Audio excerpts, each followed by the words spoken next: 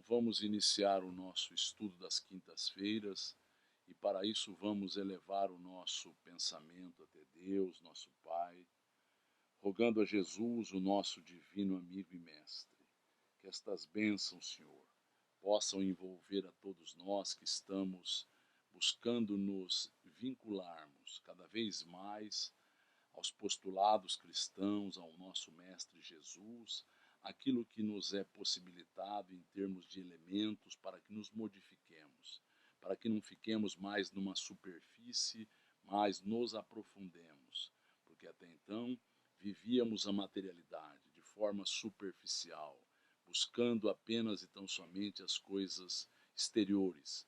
Chegou a hora de nós adentrarmos a preceitos reais da vida, que irão nortear a nossa existência, que nós possamos nos abalizar por estas conversações, por isso que é nos possibilitado pelo nosso Mestre Jesus, a partir da mediunidade abençoada de Chico Xavier, agradecidos e contando com este amparo da espiritualidade amiga, a Dona Emília Santos, o tio Rolandinho, a tia Bebel, o meu pai, a Dona Irma Ragazzi Martins, a Dona Benedita Fernandes, é que vamos iniciar o estudo desta noite, dando graças a Deus, e que assim seja. Então nós vamos adentrar neste capítulo 9, velhos e moços, e é importante esta conversação que está acontecendo. Vamos lá.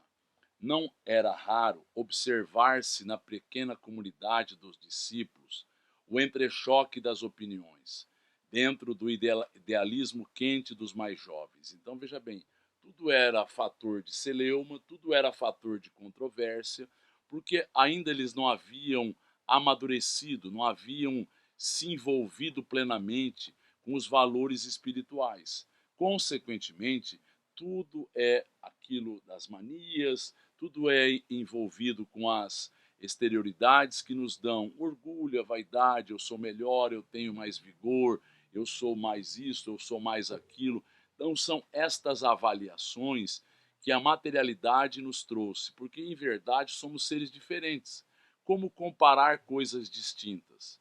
Nós não temos como comparar, mas é porque foram estabelecidos parâmetros, ou seja, o status quo, isto é certo, isto é errado. Na verdade, somos distintos, diferentes e, consequentemente, temos que nos tratar desigualmente e temos que buscar coisas que não são as habituais do outro, mas é habitual daquela criatura, desde que tenhamos preceitos cristãos. Então, os mais jovens estavam afeitos a um idealismo. Muita vez, o séquito humilde dividia-se em discussões relativamente aos projetos do futuro, enquanto Pedro e André se punham a ouvir os companheiros com a ingenuidade de seus corações simples e sinceros. João comentava as lutas no porvir. Então veja lá o que nos é colocado que é importante. Pedro e André eram ingênuos, eram simples, singelos. Eram seres que, por conta disto, Jesus fez se assentar a igreja nascente sobre a figura de Simão Pedro. Então nós estamos vendo aqui que são coisas singulares que denotam uma maturidade maior. Eles não estavam afeitos a esta discussão pequena, menor, mas eles estavam ouvindo. E João comentava estas lutas. Tiago, seu irmão, falava do bom aproveitamento de sua juventude, ao passo que o jovem Tadeu fazia promessas maravilhosas, ou seja, como se só a juventude pudesse semear coisas profundas, coisas verdadeiras, coisas do espírito, só eles estariam prontos aos problemas que iriam agora naturalmente ocorrer na vida de todos eles. Então, é sobre isso que está ocorrendo, mas nós estamos vendo que Pedro e André não adentraram nesta celeuma, não se deixaram envolver por estas intrigas. Mas vamos lá. Somos jovens, diziam, como se isso fosse algo que desse a eles um cabedal maior, mas faltaria a experiência, faltaria a eles outras coisas. Eles poderiam ter o vigor, mas o que é o vigor sem a sabedoria?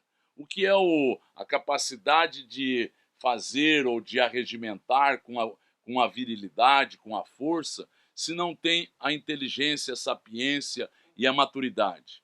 Iremos à terra inteira, pregaremos o evangelho às nações, renovaremos o mundo. Então eles estavam com esse idealismo quente, como nós, e era importante que assim o fosse, mas era importante que eles entendessem que existia uma mescla. Alguns mais experientes, alguns casados, alguns solteiros, alguns mais vigorosos, alguns mais sensíveis e assim por diante. Então Jesus fez com que este grupo fosse estivesse junto a ele. Mas lembremos sempre disto, que as pessoas, quando não estão abalizadas por valores da espiritualidade, portanto profundos, estão afeitos a discórdias, estão afeitos a intrigas, estão afeitos a manias. Então, logo o mestre permitisse, sairiam da Galileia, pregariam as verdades do reino de Deus. Então, para eles, o vigor deles seria importante, eles renovariam o mundo. Este idealismo é sempre bom, mas alguns poderão questionar. O idealismo só pode existir em criaturas jovens? Não, longe disto. O idealismo é algo de alguém que acordou. Isso é bom que eles estivessem acordados, lúcidos, estivessem com ideal, mas estivessem também prontos a algumas situações que iriam ocorrer, principalmente com Tiago, que era um daqueles que viviam mais próximos a Jesus, o filho de Zebedeu, mas na hora adequada não deu o testemunho que era esperado por ele, pelo mestre Jesus. Então, é importante esta colocação que nos traz Chico Xavier. E chegando na espiritualidade, foi visto que tudo que ele havia recebido ele não devolvera à comunidade cristã e ao local em que ele se encontrava. Naquela Jerusalém, atulhada de preconceitos e de falsos intérpretes do pensamento divino, ou seja, eles imaginavam que este idealismo, esta verdade que eles iriam propalar, faria com que eles mudassem esses preconceitos. Lê do engano. O preconceito está arraigado pelo materialismo. A pessoa está envolta por uma percepção de vida. Ou elas modificam a si próprias, e é isso, é um chamamento a cada um de nós, ou aquele preconceito só vai mudar a nuance, só vai mudar a localidade, só vai mudar o local em que ele se apresenta. A pessoa é preconceituosa, pois está vinculada a preceitos exteriores. E preceitos exteriores, como nós dissemos, têm os seus parâmetros, têm as suas buscas, têm as suas comparações. Enquanto no mundo da espiritualidade não existem comparações, existem solidariedade. É outra a premissa. Aqui é a competição, aqui é ver quem é melhor, aqui no materialismo é ver quem é mais capacitado. Aqui é denegrir aqueles que não almejam, não alcançam aquelas diretrizes, aquelas buscas. Aqui é entender que as pessoas desiguais somam, as pessoas desiguais acrescentam, as pessoas desiguais têm interpretações, nuances diferentes, desde que, volto a frisar, estejam com boa vontade, estejam almejando o melhor, sem a conotação materializada do orgulho, da vaidade e do egoísmo. Sentiam-se fortes e bem dispostos, respiravam a longos haustos e supunham-se os únicos discípulos habilitados a traduzir com fidelidade os novos ensinamentos. Então, a pessoa está envolta por uma nódoa, algo que ele não está entendendo realmente o alcance das coisas. E o que nos dá esta nódoa, o que nos dá esta distorção de realidade? O orgulho, a vaidade, o egoísmo. Então, estas nuances materialistas ou materiais, esta busca pela espiritualidade não estava completa, estava da boca para fora, estava no entendimento, não estava ainda incorporado em novas proposições interiores, em novas maneiras de entender a vida. Então, eles se achavam os únicos, mas em verdade eles eram aqueles que poderiam fazer algo diferente dos outros.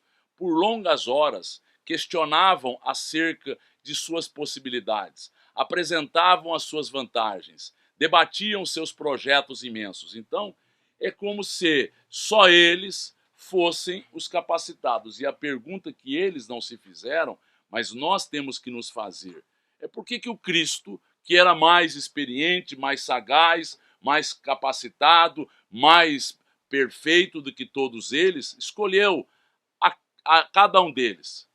Porque ele não sabia desta distinção, dessa diferença, ele queria justamente isto. Quando nós temos algo muito homogêneo, muito igual, nós estamos só tendo um tipo de resposta. E é importante a diversidade, mas com respeito, com afabilidade, com doçura, para que nós possamos, em nos respeitando, nos ajudar. Mas então entendamos isso que está colocado.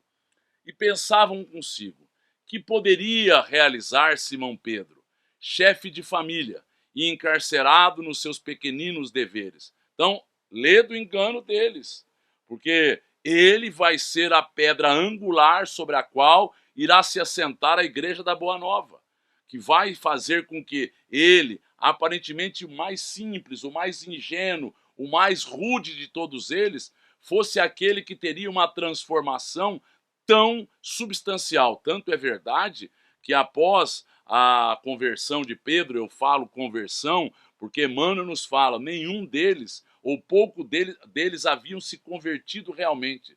Vai ocorrendo paulatinamente esta mudança, e Pedro vai mostrando a maturidade. Vai nos falar, Emmanuel, duas coisas importantes. Primeiro, se não houvesse a serenidade de Simão Pedro, no instante crucial dos primeiros momentos dos apóstolos, a briga entre Paulo de Tarso e Tiago teria chegado a consequências desairosas. Foram necessários muitas preces e muita participação da espiritualidade superior e a maturidade e humildade de Simão Pedro. Primeira coisa importante. Segunda coisa que é importante, Simão Pedro, apesar da família, vai se dedicar de uma forma plena, vai se doar de forma integral, vai fazer com que Tiago possa repensar muitas coisas, Paulo de Tarso da mesma forma. Então, são coisas que nós precisamos entender. Não coloquemos antes dos fatos ocorrerem um preconceito. Quem somos nós e quem eram eles perante o Cristo? Mateus não estava igualmente enlaçado por inadiáveis obrigações de cada dia. Ele não era aquele coletor, ele não era aquele que vivia na intendência de Antipas, era, mas e ele continuará, porque ele cumpria um papel, mas nem por isso deixou de fazer a sua parte. E é isto que nós vamos entender com Mateus, mas principalmente com Paulo de Tarso, que vai dar para nós algumas nuances importantes. Por exemplo, Paulo de Tarso, para não onerar as localidades para onde ele ia pregar, ele agora continuava trabalhando como tecelão, e assim como Barnabé, que era um oleiro. Então nós vemos que estas coisas eram importantes e são importantes para que nós entendêssemos. Porque muitos imaginaram, eles agora se tornaram criaturas que eram missionárias, pessoas que haviam relegado e viviam do quê? Viviam das doações, viviam de uma forma muito singela, mas tinham obrigações familiares, tinham obrigações nas suas vidas comuns e assim por diante. André e o irmão, Pedro, os escutavam despreocupados, para meditarem apenas quanto às lições do Messias, ou seja, não adentraram nestas celeumas, estavam mais amadurecidos, porque era uma celeuma desnecessária para que a gente se divida por coisas menores, por coisas e questões supérfluas. E as pessoas, em geral, brigam por coisas banais. Elas não estão afeitas à profundidade. E quando coisas são fundamentais, por estas coisas eles não brigam. Mas coisas que mexam com orgulho, com a vaidade, com as coisas que são intrigas, aí sim, elas estão prontas a fazerem com que aquilo seja algo que rompa realmente com a vida, com a relação e com a amizade. Mas continuemos aqui. Entretanto, Simão, mais tarde chamado o Zelote, volto a frisar, Zelote era um partido político que buscava a libertação junto aos romanos. Era um partido político que priorizava, aqueles eram puristas do judaísmo e queriam se libertar do romanismo, do comando de Roma. E aí ele era um antigo pescador que acompanhava semelhantes conversações, sentindo-se humilhado. Então veja bem, Simão o Zelote estava amadurecido? Não. Aquilo tocava fundo, porque era algo que fez com que mexesse as suas entranhas. A virilidade, a juventude era algo que ele havia imaginado que ele havia perdido parte da sua vida. Como se isso fosse uma verdade. Cada fase da nossa vida, cada etapa da nossa idade, tem as suas peculiaridades, e tem as suas belezas e tem as suas limitações. Faz parte da conjuntura humana. Nós não poderemos, a partir daí, avaliar as pessoas pela exterioridade, porque as pessoas querem manter a juventude. Elas buscam até hoje o elixir da longa vida, que era uma quimera com os alquimistas, e é uma quimera até os dias de hoje. As pessoas querem fazer-se jovens do corpo, querem fazer do corpo algo eterno. Então, fazem de tudo para buscarem isto. Algo mais velho que os companheiros, suas energias, a seu ver, já não se coadunavam com os serviços do evangelho do reino. Então ele, ouvindo aquilo, apesar de estar sendo ou fazendo parte do grupo dos apóstolos, ele imaginou que faltava a ele aquela virilidade. Então você veja a importância que ele deu à exterioridade da sua vida, a importância que ele dera à juventude na sua existência. Então nós estamos mostrando que Jesus captou o problema de cada um deles. E Humberto de Campos nos traz algumas questões para que a gente veja como é que eles estavam presos ainda aos contextos e avaliações exteriores. Simão Zelote, ouvindo as palavras fortes da juventude dos filhos de Zebedeu, perguntava a si mesmo o que seria de seu esforço singelo junto de Jesus. Ou seja, será que só a boa vontade? Isso é que ele imaginava, porque ele está se deixando se envolver, porque para ele era muito importante esta percepção. Só somos atingidos por aquilo que nós valorizamos de forma intensa. Só somos atingidos por aquilo que nós imaginamos ser a coisa principal na nossa existência. Nós vimos que para Pedro e para André isso passou ao largo, eles não deram o valor. Começava a sentir mais fortemente o declínio das forças da vida. Então veja bem, além de deixar com que aquilo adentrasse a sua percepção, ele fez com que ele se sentisse decaído. Ele vai mostrar que ele imaginou que estava depauperado, ou seja, sem energia vital, sem condições de contribuir, e passou a se questionar por que ele estava ali.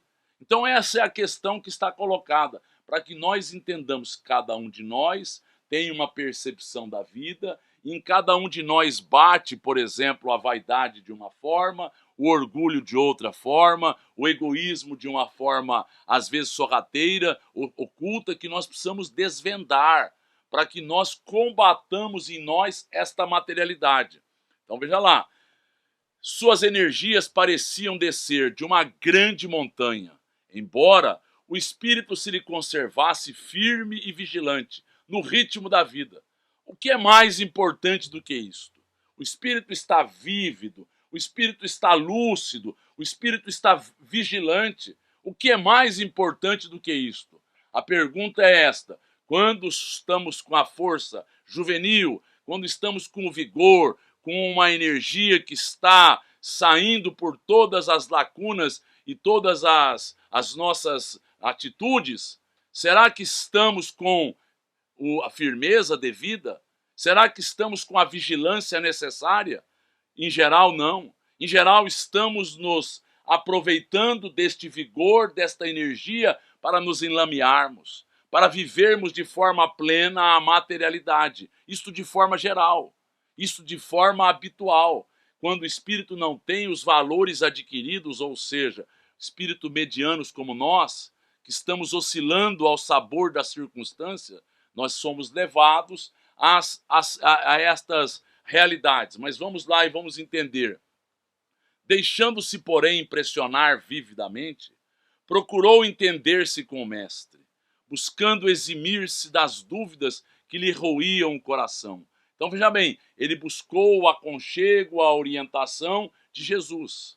Jesus era mais jovem do que ele, apesar de mostrar uma plenitude, eles estavam ali, não colocando Jesus nesta realidade, nesta comparação que por naturalmente eles viram a grandiosidade de Jesus. Eles já haviam aqui nesse instante visto feitos e realizações que haviam sensibilizado e tocado a eles. Depois de expor os seus receios e vacilações, observou que Jesus o fitava, sem surpresa, como se tivesse pleno conhecimento de suas emoções. Jesus sabia com quem estava lidando, por isso escolheu, por isso fez com que cada um pudesse ser tocado naquelas suas deficiências, naquelas suas imperfeições mais latentes e gritantes. Então, Jesus não estava agora atônito, surpreso, ele esperava por isto. Ele sabia destas oscilações, destas preocupações, conhecia plenamente o que era vivido por cada apóstolo. E aqui ele está diante deste apóstolo que se apresenta a ele. Olha bem, Simão Zelote, disse o mestre, com desvelado carinho, poderíamos acaso perguntar a idade de nosso pai? Ou seja, nós colocamos aqui o símbolo algo infinito, porque é isto, algo que não tem começo e não tem fim. Nós não podemos nunca saber a idade do nosso pai, o único incriado, o único que nós não temos condições. Jesus tinha uma percepção plena de Deus? Não, claro que não, mas tinha uma percepção muito mais exata do que cada um de nós. Nos apresentou o nosso Pai como um Pai de amor, um Pai de misericórdia. Mas é importante que nós entendamos, a idade do Pai não está em jogo. E ela não representa isto que a nossa materialidade nos dá. E se fôssemos contar o tempo na ampulheta das inquietações humanas, quem seria o mais velho de todos nós? Então, ele está trazendo um outro parâmetro. Ele não está falando da vivência, porque não estavam afeitos ainda a entender vivências pregressas, vivências de outras existências, de outras realidades. Não está dizendo isso. A ampulheta das inquietações, ou seja, ele está nos mostrando o seguinte, a pessoa que está inquieta pela vida, a pessoa que está vivendo de forma ansiosa, temerosa, está plenamente envolto pelos preceitos materiais, ele envelhece mais rapidamente, claro. Mas ainda que nós tenhamos desenvolvido a inteligência, ainda que nós tenhamos melhorado o meio exterior em que nós estamos, isso fez com que houvesse uma modificação do que é o que é velho, do que é jovem, porque anteriormente, com 50 anos, a pessoa era idosa. Na época do Cristo, 30 anos, a pessoa estava com uma idade senil. Então nós vemos que isso foi se modificando e hoje nós vemos pessoas mais juvenis, mais vigorosas, com 60, 70 anos. O que é isto diante da vida? É nós nos envolvermos com as inquietações também, é nós termos uma maturidade também, mas é nós também termos uma outra mentalidade. A vida foi nos levando a realidades e situações mentais que levaram-nos a ter uma velocidade mental e ao nosso derredor diferenciada. A vida na sua expressão terrestre é como uma árvore grandiosa. Então ele está querendo nos dar, para dar a Simão Zelote, alguns preceitos. Na sua expressão terrestre é como uma árvore grandiosa. A infância é a sua ramagem verdejante. Então ele está dando um preceito para que ele compreenda. Ou seja, a infância estão os ramos, as sementes. A mocidade se constitui de suas flores perfumadas e formosas. A velhice é o fruto da experiência e da sabedoria. Ou seja, cada etapa em que nós nos apresentamos no corpo material tem a sua função. Ou seja, a criatura tem muito vigor, ela precisa ter um tempo de uma idade mais senil para que ela vá perdendo o vigor e vá se sensibilizando. e vá tirando de si esta violência, e vá tirando de si este vigor tão intenso. Então nós estamos mostrando que são coisas importantes. Uma criança mais madura, ela passa pela a idade agora mais tenra, com um outro olhar, com uma outra conotação, com uma outra preocupação. Mas todas as etapas de um ser no nosso estágio, volto a frisar, de espíritos medianos, o que tem? Tem que nós estamos envoltos pela exterioridade que nos dá as limitações necessárias e as experiências necessárias também para que nós possamos amadurecer. Mas ele continua. Há ramagens que morrem depois do primeiro beijo do sol, ou seja, crianças que deixam o cenário material no primeiro momento. Nós sabemos que não é o acaso que isto ocorre, são necessidades daquele espírito para que ele se reequilibre. Porque nós temos que olhar a vida do espírito e não a vida do corpo. No corpo nós estamos para sermos experimentados, para amadurecermos e para nos reequilibrarmos. E flores que caem ao primeiro sopro da primavera. Ou seja, existem jovens que também, na primeira do problema, na primeira dificuldade, eles deixam o cenário material. O que significa isso? São necessidades daquele espírito para que ele possa recapitular, rever, amadurecer erros de outrora, oportunidades e realidades não bem aproveitadas. O fruto, porém, é sempre uma bênção do Todo-Poderoso. As pessoas chegar à idade mais madura é que ela vai agora adquirir valores que são necessários naquela idade. Então nós temos que compreender, como já falei adiante, há pouco, é isto que a pessoa precisa entender. Por que ela fica com uma idade maior? É porque ela deve ser agora enaltecida? Não. Às vezes ela teve uma vida comum, uma vida banal, uma vida de viciações, mas é para que ela possa repensar a sua vida. É para que ela possa tirar este vigor intenso que caracterizou a ela. Então, quando ela tem pouco fluido vital, ela fica mais serena, mais sensível, mais amena. Então, aquilo vai doutrinando ao espírito, que está submetido a um contexto material. A ramagem é a esperança, ou seja, a criança é a esperança. A flor, o jovem, é uma promessa. O fruto é a realização. Que nós entendamos, então ele está fazendo esta ilação, esta analogia, esta comparação com uma grande árvore. Então que nós entendamos, tudo tem ao seu proveito. Todas as belezas das etapas em que nós estamos têm o seu proveito, para que nós não enalteçamos tanto, paparicando tanto uma criança. É um espírito que retorna, que precisa ser orientado, assim como o jovem precisa ser bem conduzido para que se torne um adulto, um homem de responsabilidade. Só ele, ou seja, o fruto, contém o doce mistério da vida, cuja fonte se perde no infinito da divindade. Então nós temos que entender, o Todo-Poderoso nos dá as possibilidades para que a gente aproveite-se da vida no sentido de educarmos-nos espiritualmente.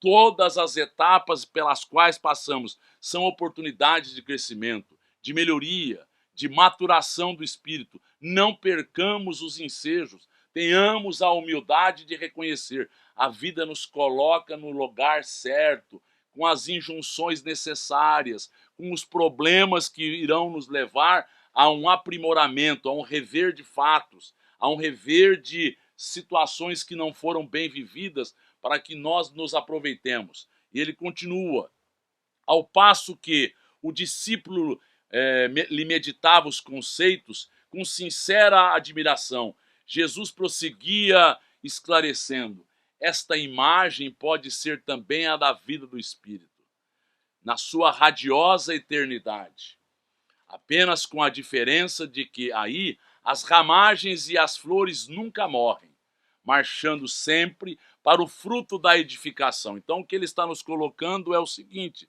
existem espíritos mais infantis, que são mais novos, existem espíritos que são juvenis, que têm uma certa bagagem, espíritos mais maduros, que já podem edificar algo diferenciado. E é esperado que eles o façam. Então, esta é a diferença. Se nós fizermos esta comparação, é importante que a gente existem espíritos que estão numa idade mais madura, ou seja, têm mais vivências, mas não estão fazendo por onde, não estão se aproveitando. E assim existem espíritos que estão na condição juvenil, que estão fazendo melhor do que esses espíritos que poderiam fazer algo mais profundo, já têm bagagem passada. Então, que nós entendamos e façamos esta relação. Existem espíritos mais velhos que deveriam estar contribuindo de outra forma e não presos ainda a viciações e ilusões. Então, é importante este entendimento. Em face da grandeza espiritual da vida, a existência humana é uma hora de aprendizado no campo infinito do tempo. Então, quando nós estamos no cenário material, é uma hora oportuna porque a gente vem colocar aqui à mostra o que foi aprendido.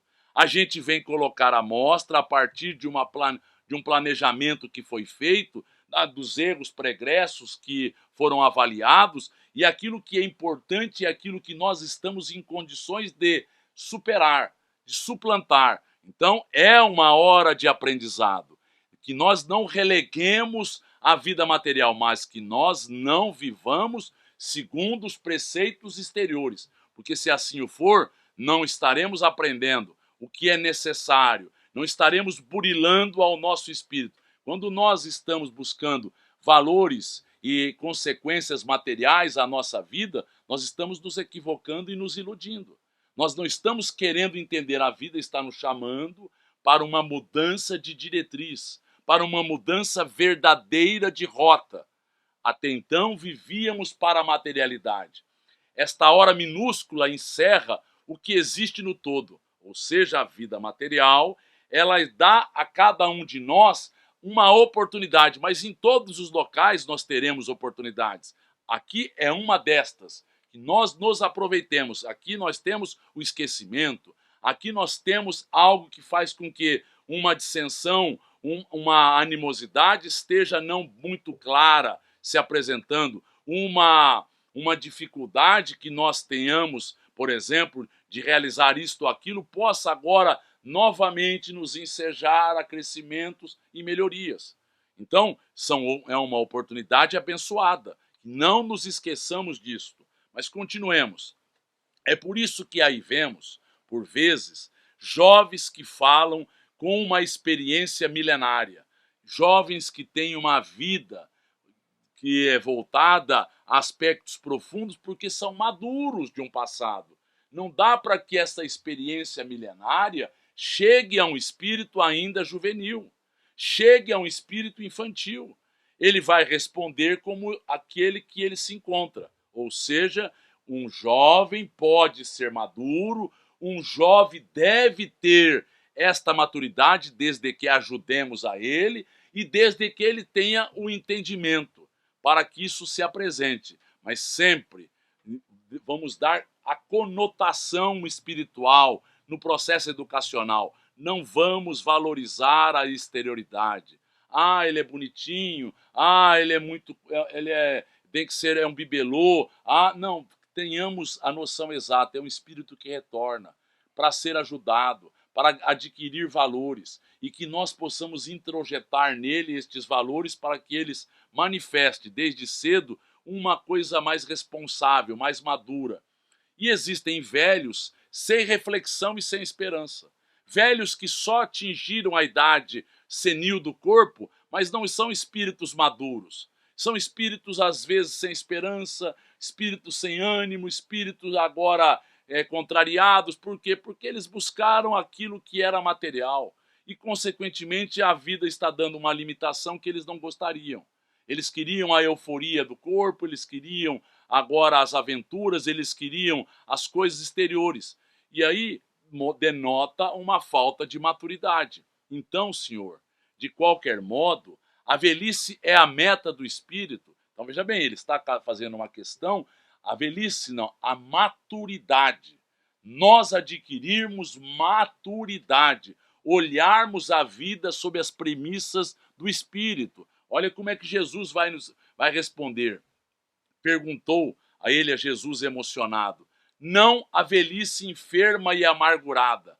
Porque isso denota o quê? Um espírito que precisa passar por estas dificuldades, mas amargurado e não tendo entendido. Tudo que passamos é para o crescimento do espírito. Todas as injunções são necessárias e são oportunidades para que o crescimento se faça.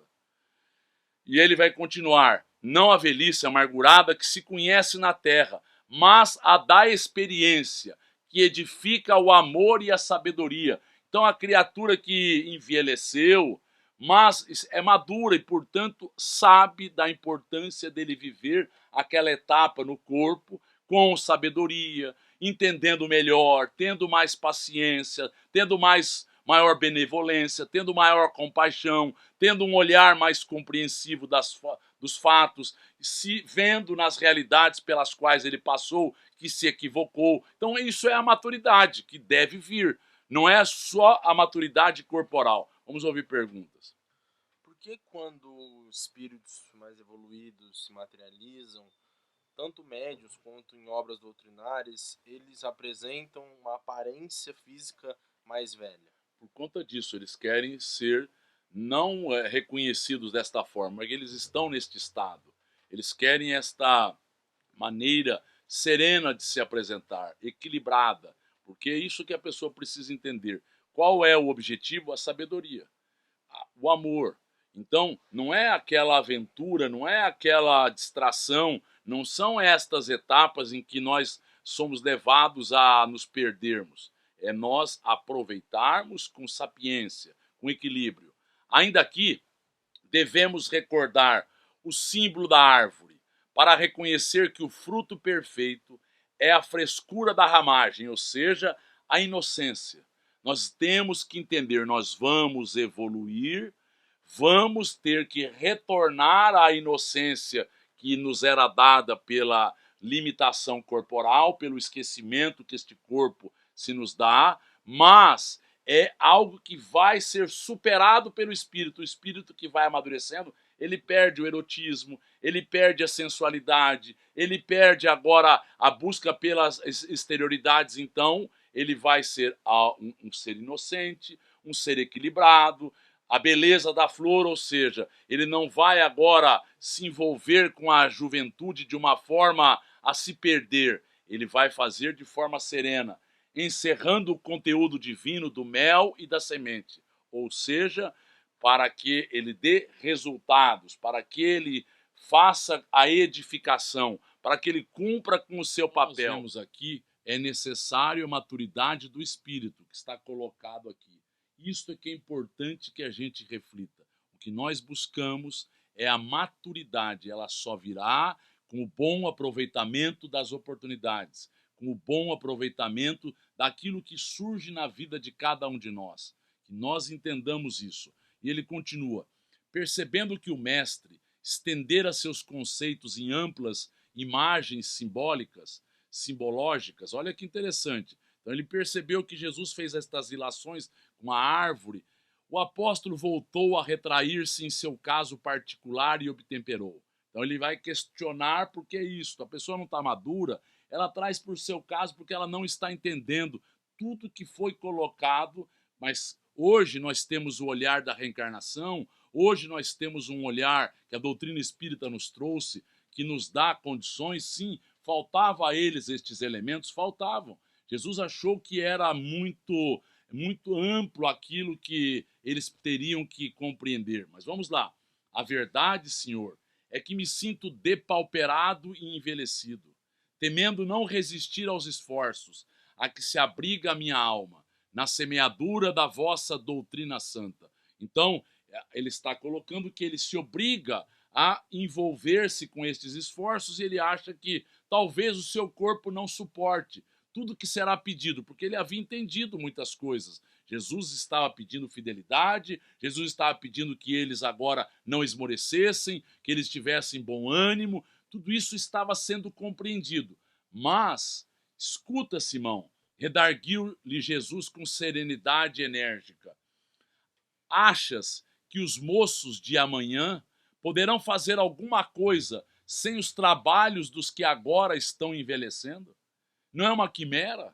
Como é que as pessoas não vão se ajudar? Os mais experientes irão orientar, porque passaram, porque tiveram deslizes, porque tiveram infelicitações, porque aprenderam, porque agiram de forma correta. São experiências, se a pessoa for de boa vontade, que ela quer evitar que o outro cometa os mesmos erros e quer fazer com que ele possa, com a sua experiência, aprender algo. Não é isto os livros. Não é esta a orientação que um professor passa a um aluno? Não é esta a orientação que os pais passam ou tentam passar aos filhos? É tudo isto, desde que se tivermos envoltos pela boa vontade, por preceitos elevados. Mas olha que interessante. Poderia a árvore viver sem a raiz? A alma sem Deus? Ou seja, é uma quimera. A árvore sem a raiz, ela não tem a seiva, ela não cresce, ela não vai chegar a lugar algum. E a alma sem Deus, ela vai agora ser levada ao quê? A se perder nas ilusões da matéria e vai naturalmente se corrompendo, acabar se consumindo. Lembra-te da tua parte, da esforço, e não te preocupes com a obra que pertence ao Todo-Poderoso. Jesus não chamou a ninguém de forma equivocada. Jesus chamou a todos porque cada um cumpriria um papel dentro das possibilidades que eles possuíam. Sobretudo, não ouvides que a nossa tarefa para a dignidade perfeita de nossas almas deve ser intransponível. João também será velho, e os cabelos brancos de sua fronte contarão profundas experiências. Então, é isto aqui, nós vamos envelhecer e vamos chegar à sepultura do corpo. Isso não significa que teremos amadurecido, isso não significa que teremos adquirido experiências, isso não significa que nós poderemos ter nos arrependido dos equívocos, isso não significa que nós teremos transmitido a outros o melhor, não significa, significa que teremos passado pela vida. A forma de passarmos por isto é a experiência individual que cada um terá vivido nas suas etapas e nas suas oportunidades, podendo passar ou não aos outros. Vamos ouvir perguntas.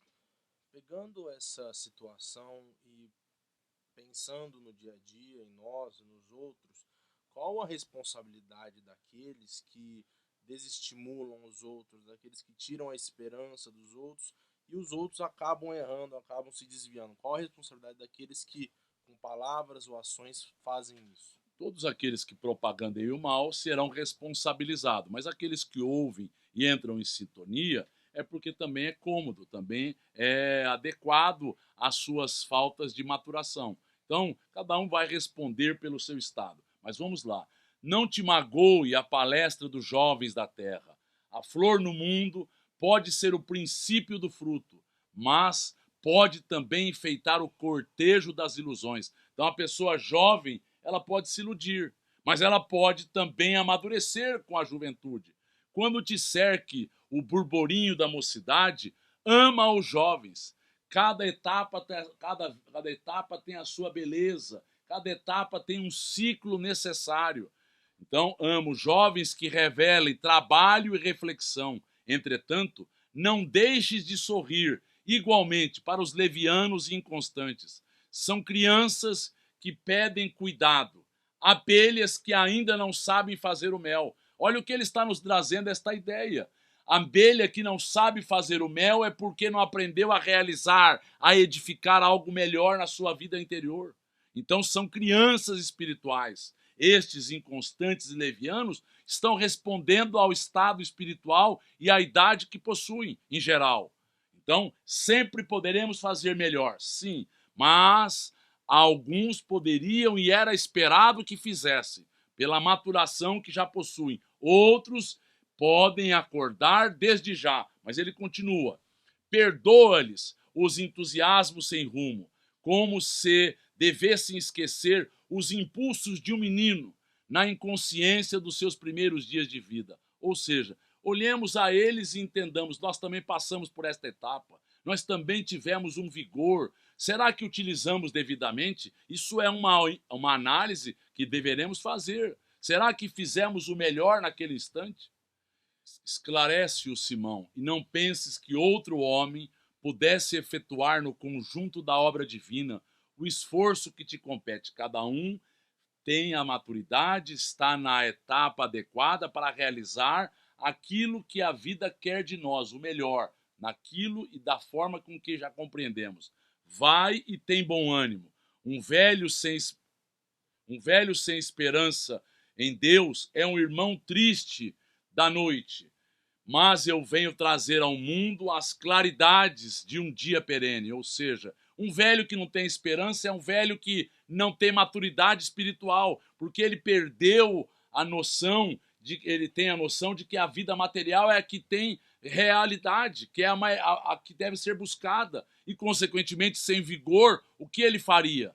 Ele pode contribuir de forma gigantesca, desde que ele não se coloque um obstáculo desnecessário. A gente pode ajudar da forma com que nós já compreendemos. Então, ele veio trazer ao mundo estas claridades de um dia claro. Dando Jesus por terminado o seu esclarecimento, Simão o Zelote se retirou satisfeito, como se houvesse recebido no coração uma energia nova, como se ele tivesse amadurecido e compreendido aquilo que Jesus vai lhe trazer. Mas vamos entender agora as situações que vão nos apresentar, muito interessantes. Voltando à casa pobre, encontrou Tiago, filho de Cleófas, falando à margem do lago com alguns jovens, apelando ardentemente para as suas forças realizadoras, ou seja, imaginando que só o vigor, só agora a contundência que era a juventude tinha, é que daria a eles essas possibilidades. Avistando o velho companheiro, o apóstolo mais moço não o ofendeu, porém fez uma pequena alusão à sua idade, para destacar as palavras de sua exortação aos companheiros pescadores. Eles estavam equivocados. Eles estavam imaginando que havia tido um engano por parte de Jesus, que havia tido só pura e simplesmente uma seleção deles, que eles estariam só eles que poderiam testemunhar. Mas vamos continuar. Simão, no entanto, sem experimentar qualquer laivo de ciúme, recordou as elucidações do mestre e logo que se fez silêncio, ao reconhecer que Tiago estava só, falou-lhe com brandura: Tiago, meu irmão, será que o espírito tem idade? Se Deus contasse o tempo como nós, não seria ele o mais velho de toda a criação? Então ele havia aprendido com Jesus, ele havia compreendido realmente. E que homem do mundo guardará a presunção de se igualar ao Todo-Poderoso? Será que nós não somos sempre crianças ou jovens, espiritualmente falando? Nos falta muito para a maturidade. Nós estamos em luta para vencermos ainda os preceitos da juventude que nos caracterizam. Vamos lá, um rapaz não conseguiria realizar a sua tarefa na terra se não tivesse a precedê-lo as experiências de seus pais. Não nos detenhamos na idade, esqueçamos as circunstâncias para lembrar somente os fins sagrados de nossa vida, que deve ser a edificação do reino no íntimo das almas. Então, olha aqui, maturação que ele adquiriu. Olha o entendimento que Jesus possibilitou a ele. E olha o que ele estava passando a Tiago. E Tiago, então, olha bem como é que vai continuar a conversa. O filho de Alfeu escutou-lhe as observações singelas e reconheceu que eram ditas com uma fraternidade tão pura que não lhe chegavam a ferir nem de leve o coração. Isso é que é importante, como quando formos falar, que façamos com ternura, com carinho, com desejo sincero de ajudar, com desejo sincero de contribuir. Se não formos entendidos, nós fizermos da melhor forma, admirando a ternura serena do companheiro e sem esquecer o padrão de humildade que o mestre cultivava, refletiu o momento e exclamou comovido: tens razão. Isso é que é importante. Quando a gente vai adquirindo humildade, a maturação vai se aproximando da nossa alma. O poder de compreendermos mais as coisas, de compreendermos mais as pessoas. O velho apóstolo não esperou qualquer justificativa de sua parte e, dando-lhe um abraço, mostrou-lhe um sorriso bom, deixando perceber que ambos deviam esquecer para sempre aquele minuto de divergência, a fim de se unirem cada vez mais em Jesus Cristo. É isto. Quando nós entendermos o que está em jogo, nós não iremos nos perder por questões menores. Iremos perdoar, iremos compreender, iremos passar adiante e cumprir o nosso papel, edificar no nosso interior o reino de Deus. Naquela mesma tarde, quando o Messias começou a ensinar a sabedoria do reino de Deus, Simão o Zelote notou que havia na praia duas criancinhas inconscientes. Dominada pela nova luz que lhe fluía dos ensinamentos do mestre, a mãe delas não vira que se distanciavam ao longo do primeiro lençol raso das águas. Então ele percebeu que duas crianças se distanciavam e a mãe estava tão entretida, se esqueceu dos filhos, com aquilo que Jesus falava. O velho pescador, atento à pregação e às demais necessidades da hora em curso, observou os dois pequeninos e acompanhou-os. Então ele agora renunciou a algo para auxiliar aquelas duas crianças.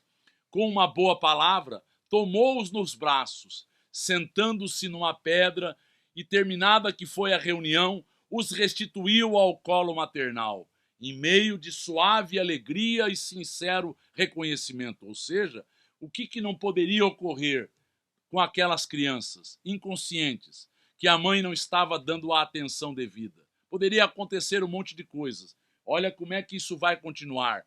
Inspirado por uma força estranha à sua alma, o discípulo compreendeu que o júbilo daquela tarde não teria sido completo se duas crianças houvessem desaparecido no seio imenso das águas, separando-se para sempre dos braços amoráveis de sua mãe. Então ele havia contribuído para que o júbilo, para que o êxito, para que aquilo que Jesus havia pregado se concretizasse. No âmago do seu espírito havia um júbilo sincero. Compreendera com o Cristo o prazer de servir e a alegria de ser útil. Então ele aprendeu como ele poderia ajudar e aquilo lhe trouxe a paz. É isso que vai nos trazer a paz. O prazer de ser útil, o prazer de ajudar, o prazer de se tornar uma criatura que cumpre com o seu papel. Mas ele continua. Nesta noite, Simão o Zelote teve um sonho glorioso para a sua alma simples. Adormecendo, de consciência feliz, sonhou que se encontrava com o Messias no cume de um monte, que se elevava em estranhas fulgurações. Então ele sonhou que se encontrou com Jesus no cume deste monte. Jesus o abraçou com carinho e lhe agradeceu o fraterno esclarecimento fornecido a Tiago, dando mostras que ele acompanhava tudo, dando mostras que ele era realmente um ser que tinha todas as percepções anímicas e mediúnicas possíveis a uma criatura possuir. Olha como ele continua, manifestando-lhe reconhecimento pelo cuidado terno com duas crianças desconhecidas, por amor de seu nome. Então ele está agradecendo pelas duas situações. O discípulo sentia-se venturoso naquele momento sublime. Jesus, do alto da colina, mostrava-lhe o mundo inteiro. Eram cidades e campos, mares e montanhas. Em seguida, compreendeu que divisavam as paisagens do futuro. Jesus mostrou a Simão Zelote o futuro, como aquilo iria ocorrer, como aquilo iria amadurecer as almas, como aquilo iria mudar os povos, como aquilo iria suscitar novos elementos para a maturação dos espíritos. Ao lado do seu deslumbramento, passava a imensa família humana. As criaturas fitavam o mestre, com os olhos agradecidos e com o reconhecido amor. Então ele viu justamente isso. Olha que interessante. As crianças lhe chamavam, ele está vendo no cume do seu sonho, Jesus, e as crianças lhe chamavam, amigo fiel. Os jovens chamavam a ele, verdade do céu. Os velhos chamavam a sagrada esperança. Jesus é o nosso orientador, é o caminho pelo qual nós vamos vencer ao mundo, o caminho pelo qual nós vamos nos libertar do lodo em que nós nos colocamos ao longo dos milênios. E como conclui agora Humberto de Campos, Simão acordou, experimentando indefinível alegria. Na manhã imediata, antes do trabalho, procurou o Senhor e beijou-lhe a fímbria humilde da túnica, ou seja, as dobras da túnica ele de forma humilde beijou, exclamando jubilosamente: Mestre, agora eu vos compreendo. Jesus contemplou com amor e respondeu: Em verdade, Simão, ser moço ou velho no mundo não interessa. Antes de tudo, é preciso ser de Deus. Que nós entendamos, somos de Deus, já renunciamos às coisas da matéria, elas não soam tão alto a nossa vida do Espírito. Nós estamos buscando os preceitos que irão iluminar a nossa vida, ou nós estamos ainda claudicando, lutando por coisas que não são importantes. Que nós entendamos a beleza que nos trouxe Humberto de Campos. O mais importante é ser de Deus. Finalizemos a nossa reunião agradecendo a Deus para que nós possamos nos tornar fiéis a Deus, servos verdadeiros e que as tuas bênçãos, Senhor, possam estar na vida de cada um de nós. Assim sendo, finalizamos dando graças a Deus.